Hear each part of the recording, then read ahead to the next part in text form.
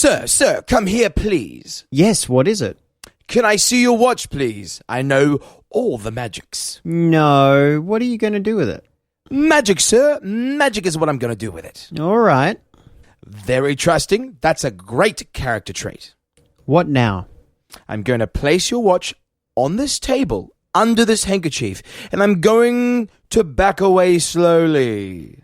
Okay. Then when I say the magic words, you lift the handkerchief and up like you're presenting a new cryptocurrency. Ready? Ready. Exchange! My watch! It's disappeared! Where is it? Magic.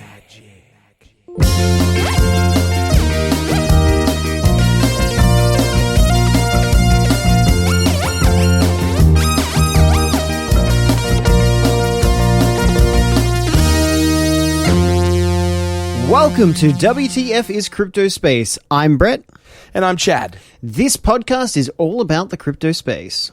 Remember, you can find our Facebook group by searching CryptoSpace. If you join that group, we can continue the conversation there and answer any questions you have during the week.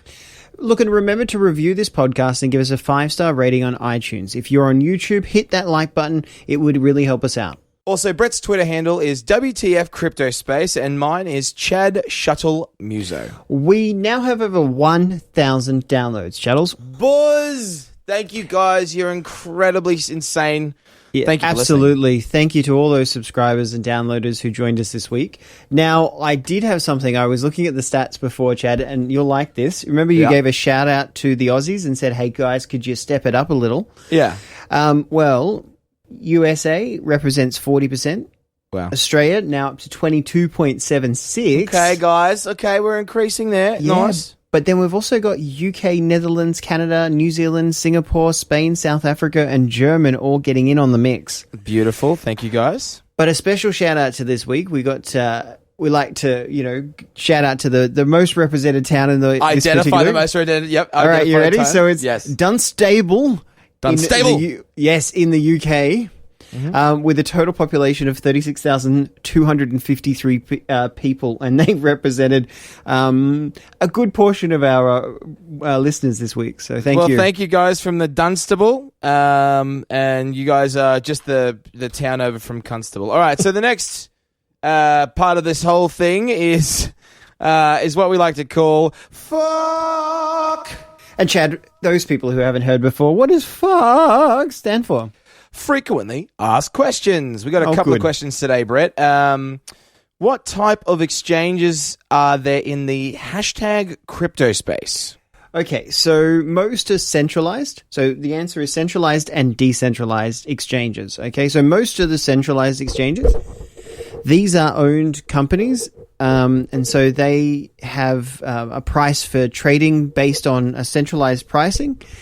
And then you got decentralized, and this is a peer-to-peer exchange, so with no third-party interference. Right. Okay. So what are some of the exchanges, companies, sites that are responsible and they're credible? Look, there's a few on the list. I'm going to put the links in below to a resource that we've got for more information, and that's cryptocoincharts.info. /markets/info. Yep. That's cryptocoincharts.info/markets/info if you want to play at home. So then you've also got Poloniex, Bitfinex, Kraken, OKCoin, which is a Chinese-based exchange, Gemini. There's two of those. And then, of course, you've got ACX.io, which is the Australian exchange. Yep. Now, just remember with them, though, they do have a low volume. So their trading is not always great, but then they're really good for being able to acquire BTC or sell BTC at premium. So the other one I wanted to point out was called Ether Delta. Now, this is a little bit more difficult for people to get their heads around. This is a good quality decentralized exchange. I've used this one personally.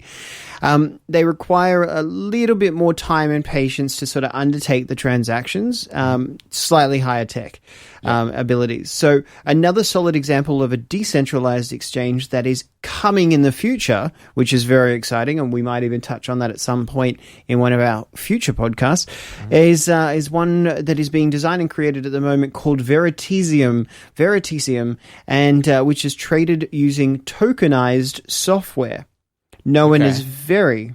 Okay. So it's kind of the Veri is the Ether to Ethereum. Absolutely. Well done. And I think we got that information from Greg Armstrong from the Facebook group, right? Yeah, absolutely. Bit of a shout out to him.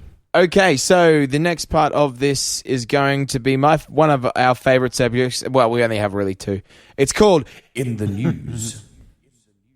Okay, so this week has been a massive for notices published by a variety of exchanges. This past 2 months has seen some squabbling amongst key Bitcoin stakeholders over the implementation of enhanced versions of Bitcoin code versus maybe the implementation of a brand new version of Bitcoin completely. This is where you're talking about, like a few podcasts ago, you said hard forks and soft forks. This is going to be a hard fork where they diverge overall, not just like a soft quicking fix of something. Yeah, exactly. So there was a planned soft fork implementation, which is completely cool. And then, of course, what you just touched on there was the hard fork one. So, yes, you are absolutely right with that. So, but look, I guess the hard thing is that in this space, I wonder if we find that that most of the hashtag CryptoSpace participants who have been around a while are beginning to withdraw from the exchanges. Okay, and you've noticed that over the last sort of couple of weeks. And maybe we're going to find that some of these exchanges do not have the crypto to back up their withdrawals. So suddenly they put on their little notices about things like technical difficulties because they don't perhaps have enough money to back. They might have that sounds very familiar. I think, hang on, let me just check. That sounds like the monetary system that we have in every country. Look, and I guess this is the hard thing back to what we were saying before about centralized v decentralized. The hardest thing with decentralized is the volumes aren't as high, but then the trade-off is that you're going to definitely have your currency. So cryptocurrency in this particular instance. So I'm just going to read out an announcement. This one came to us from Coinmate, and it says, "Dear Coinmate," and it says the code. It is very likely that on the 1st of August 2017, around 2:20 CET, the Bitcoin network will be divided into two separate currencies. God. Exactly. So Coinmate will continue to support the current Bitcoin, the Bitcoin with the highest overall support across the community. Any second hard-forked branch, i.e. so-called Bitcoin Cash, will not be supported at this time. Wow. If you also want to deal with Bitcoins in the other hard-forked network, you will need to withdraw Bitcoins from our exchange into a Bitcoin wallet that will allow you to transact Bitcoins on both networks, or into a wallet that you hold private keys to.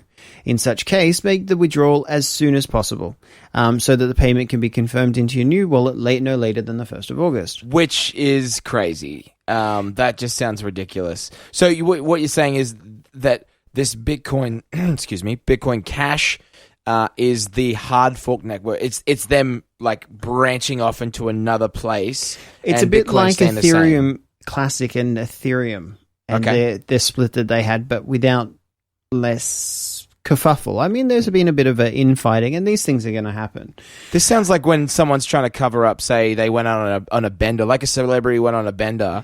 And then they went into rehab, and it's like they're going in rehab for personal things. This just sounds terrible. Personal things, as opposed to public things. Yeah, opposed to public things. Yeah. Anyway, so at this time, the BIP 91 proposal has been activated. Under this agreement, miners now reject blocks that do not signal SegWit. Now, I'm not going to talk about that one just here. Yeah. We might cover that one at another time. Due to the precautionary principle and the protection of our users, we will require 6 Bitcoin confirmations for Bitcoin deposits starting 28th of July 2017. Okay. And that just means it's 6 times the regular block period. Do you remember the block period? Is 10 minutes? Yeah, for Bitcoin it's 10 minutes. So 6 times that, it gives you the total an time. hour. Exactly. Wow. So you do have to be careful of the time. That means that if we say trade from any other currency into Bitcoin, it's going to take them an hour to get to confirm that. On this exchange only. Okay. Cool. So cool, not cool. in your own private wallet. You're well, not that going to doesn't. experience You know that. what? That's funny. That makes. You know when you're trying to compete in a market and you want to be the best, you want to have, one, a point of difference, and 2, be the fastest moving thing, especially with the world as it is now and how fast everything moves. This sounds like it's going to take a hit for these guys. Yeah, look, I think it's going to be a bit of a challenge, but if you think about, there's only a limited supply. And there has been, I've received notices from Poloniex, and remember, just a shout out, for us, we've got all of this in the in our Facebook feed. Remember our CryptoSpace group, we do all put all this information up as soon as we get it. So ACX.io gave a similar announcement. Mm-hmm. They said the Bitcoin network may experience disruptions on or around the Tuesday, the 1st of August, due to a scheduled upgrade to the latest version of the blockchain protocol software. And then, for more information, go to bitcoinabc.org. So, and then what else did I have? I also had Poloniex. So Poloniex says they will not support for any potential Bitcoin